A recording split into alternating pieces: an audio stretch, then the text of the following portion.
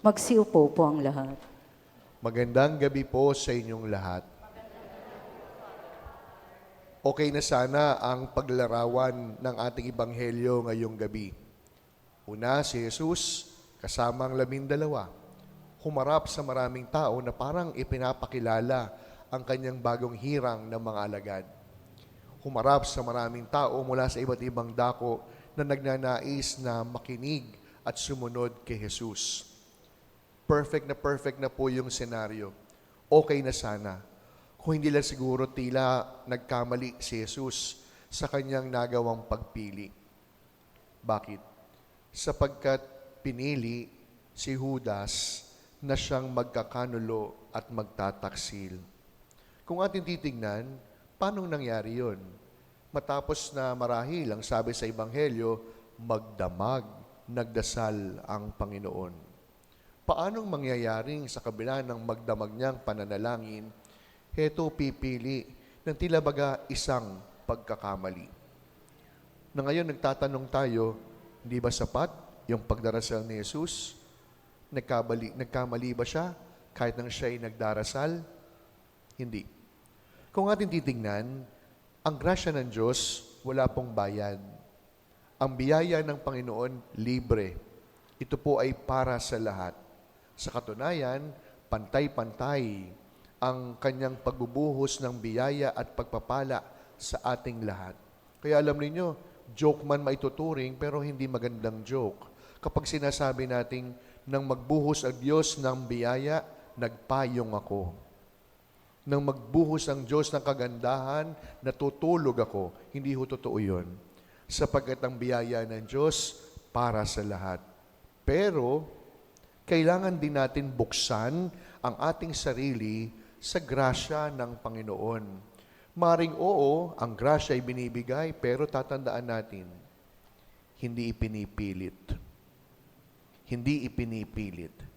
Sapagkat matatanggap lamang po yung biyaya kung bubuksan ang ating kalooban at pag-iisip. Hindi ba't ganun din naman po kapag meron tayong karamdaman o sakit? Kahit po yung espesyalistang doktor pa ang puntahan natin, dalubhasang doktor na titingin sa atin, at kahit pa yung pinaka-epektibong gamot ang irereseta sa atin, pero hindi naman natin papakinggan yung magaling na doktor, at pangalawa, hindi iinumin yung tamang gamot, walang magagawa ang doktor at medisina. Hindi po magtatagumpay yung doktor, kahit siya pa ang pinakamagaling, sapagkat ayaw natin siyang sundin. Hindi magtatagumpay yung pinaka-epektibong gamot sapagkat ayaw natin siyang inumin. Ibig sabihin, kinakailangan po ng tao ang pakikipagtulungan sa gamot at doktor upang maging epektibo ang resulta nito. Kaya nga po, hindi naman po tumitigil yung grasya ng Diyos. Kaya nga siguro kahit masama tayo sa ating buhay, patuloy pa rin po yung biyaya. May nabalitaan na ba kayong masama ugali, hindi na nahuminga? Wala naman. Hindi nagsimba ng 10 taon, pinatay ng Diyos. Wala naman. Wala pa tayong nababalitaang hindi nagsimba ng mahabang panahon, tumigil ang paghinga. Wala naman.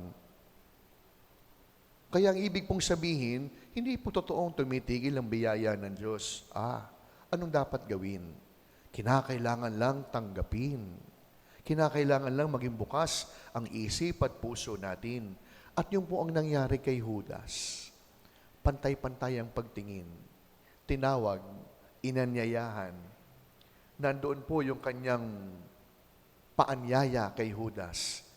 Pero tingnan po ninyo, ano pa rin ang nangyari? Huwag sana pong masayang yung pagpapala at imbitasyon na binibigay sa atin ni Jesus. Si Judas, naramdaman yung kabutihan, nakita yung katotohanan, pero mas piniling sundan ang sariling kagustuhan. Kaya po sa misang ito, simple lang po ay pagdadasal natin. Makipagtulungan tayo sa grasya ng Panginoon. At huwag po sanang masayang ang kanyang bawat pagpapala. Baka po sa bandang huli kasi, gaya ni Judas, sobrang panghinayangan natin ang pagkakataon at ang biyayang nasasayang sapagkat ating pinalagpas. Amen.